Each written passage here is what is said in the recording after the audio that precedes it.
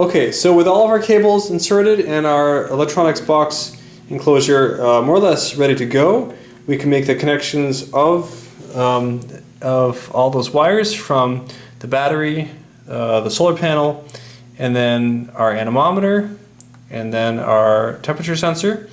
And we can connect those all to the terminals and finally mount our electronics all together. So we can take everything that we soldered earlier and we can connect it to the rest of those wires and then secure it into our electronics enclosure.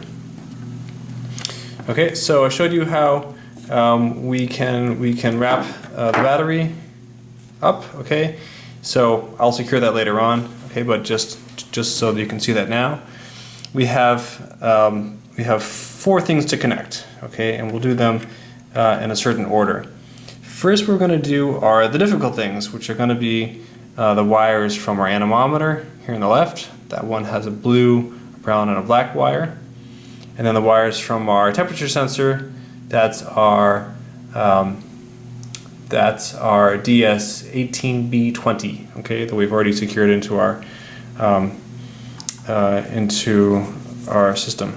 Okay, so and that has red, white, and black wires. So the black wires are both going to go into this bottommost terminals. Remember, we have 3 more terminals to which we've connected nothing yet. Okay, so the last 3 terminals we need to connect to on our breadboard. Okay, so on the left we have the connections for more or less the signal and the power for the anemometer.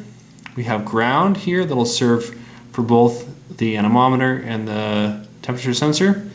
And then on the right, okay, that's what I'm calling terminal 3. On the right, that's where we'll connect the signal and the power for our DS18B20. Okay, so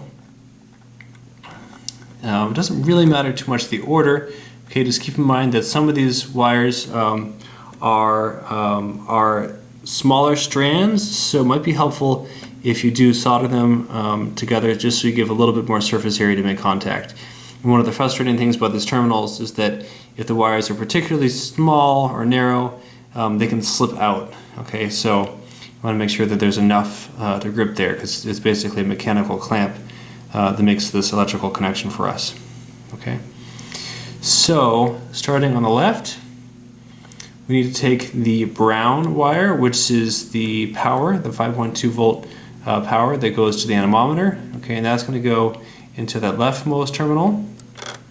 Next will be the blue cable that goes to the anemometer. All right, and that will be the signal. So that is going to go into the into that column number 6 terminal on the right there for terminal number 1. And black will go into the leftmost terminal that connects into that ground line there. All right, so I'll connect those 3, and then I'll show you what it looks like for the temperature sensor next. Okay, so I have inserted my wires, my cables, so brown, and so in the order from left to right in those 3 terminals. We have brown, blue, black. That all comes from the anemometer. And then next to that we have black, white, and red. And the black, white, and red, that comes from the cable that connects to the DS temperature sensor. Okay, and again, just make sure that all those connections are good. Give them a very soft pull just to make sure that they are connected. You don't want them to slip out without you knowing once you've finally deployed your station. So you want to make sure that all of those connections are as good as you can tell. Okay, I've also connected now the cable coming from the solar panel. Okay, so that's that barrel jack connection over there on the left. And then on the right, I've connected from the blue we see there. That's the rechargeable battery. Okay, and that connects to that terminal that's closest on the right side to me from the battery. Okay, and those are all the connections that you need to make. After that, everything is connected electrically. Okay, and so then it all needs to be packaged up, and the way that we're going to secure it all together and hold down the circuit board is with the screw that you see there on the right. Okay, so the breadboard has through holes, larger diameter through holes on either side of the board. The one on the left is covered up by the huzzah, so we can't use that. So we'll secure this all with a single screw. And that screw will connect to our electronics enclosure with that large hole there on the left. Okay, so that feeds back down into the metal portion of our enclosure. Okay, so remember, this is just a standard outdoor electrical outlet box. Okay, and we've waterproofed it, and we have to have some openings in order for our pressure sensor and humidity sensor to work. Okay, so there's some airflow, but most of it is waterproof where we need it to be. Okay, so I'll show you how that all goes together once we've packaged everything up.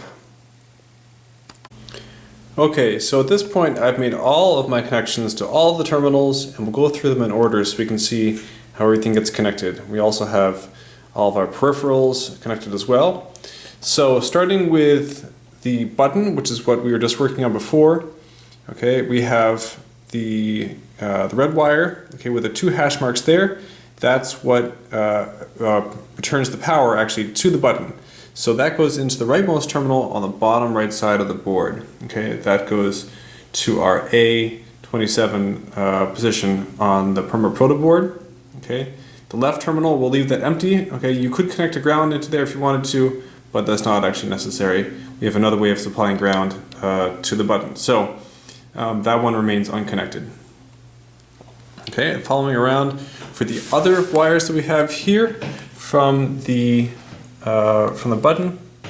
Okay, you can see this one over here. If you can see it, this one right here has the single hash mark. Okay, and that feeds into the backside of the buck boost. Okay, so we have to turn this around. We can trace that in. We can see that that's the one with the single hash mark, and that goes into the terminal coming out, the positive terminal coming out from the buck boost. Okay, and then the other red wire is the one with the single hash mark. Okay, and that's this one here. Okay, and that feeds into the positive terminal on that 5.2 volt power strip on the top side of our Perma Proto board. Okay, and there's that the single hash mark you can see that we put on there from before. The 2 black wires, okay, one of them will go into, it doesn't really matter which one because they're both carrying the same connection. Okay, but one of them is going to go into the ground side of the buck boost, okay, adjacent to the one that we just talked about, okay, with the 2 hash marks. So that goes into there, and again, we clamp that down without this power management board in the way. Okay, so we have to undo one of those screws that holds down the power management board and swivel the whole thing out of the way. Okay, swiveling it out of the way will allow us to access the Phillips head screws that clamp down these types of terminal ports. Okay, and then the other, if you can see it here, the other black wire connects here, and that connects into the ground side of our 5.2 volt rail on the Perma Proto board. Okay, so that is right over here. All right, that's everything for the button. Looking at everything else they've connected, I've plugged in the cable that extends from the solar panel. That's with this barrel jack over here that plugs in. That's fairly straightforward.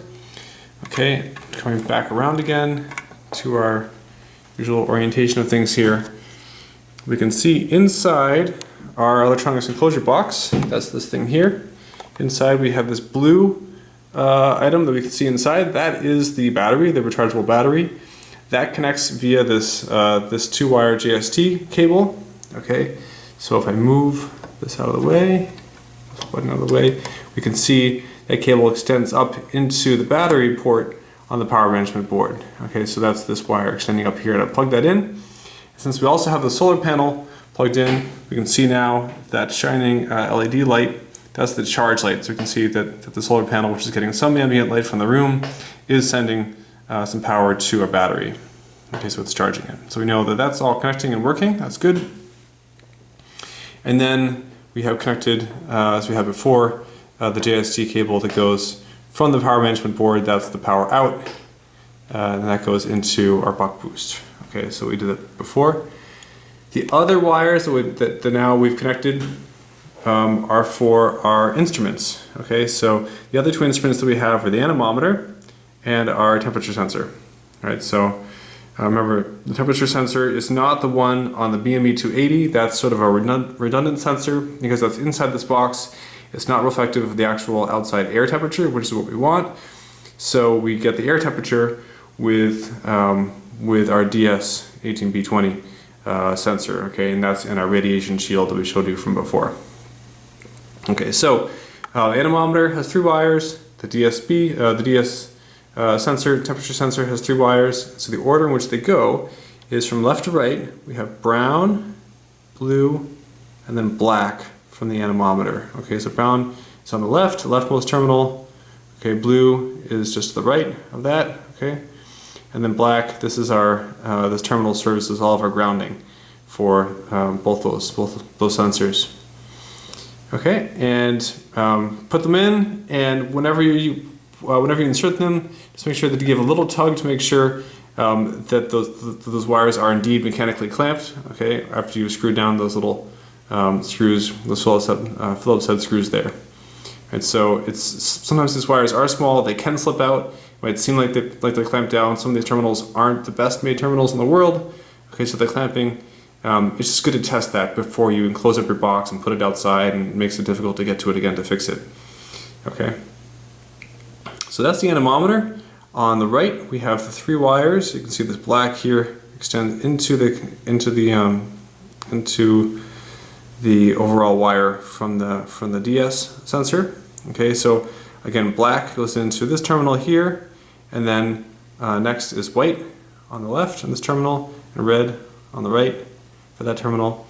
Okay, and again, I had to add, because these are multi-stranded wires for some of these. For the temperature sensor, I had to add a little bit of solder to give them a little bit more surface area. Okay, so they're a little bit thin before, and they're prone to slipping out from the terminal. So one way you can fix that is by just adding a little bit of solder to the ends of the wires.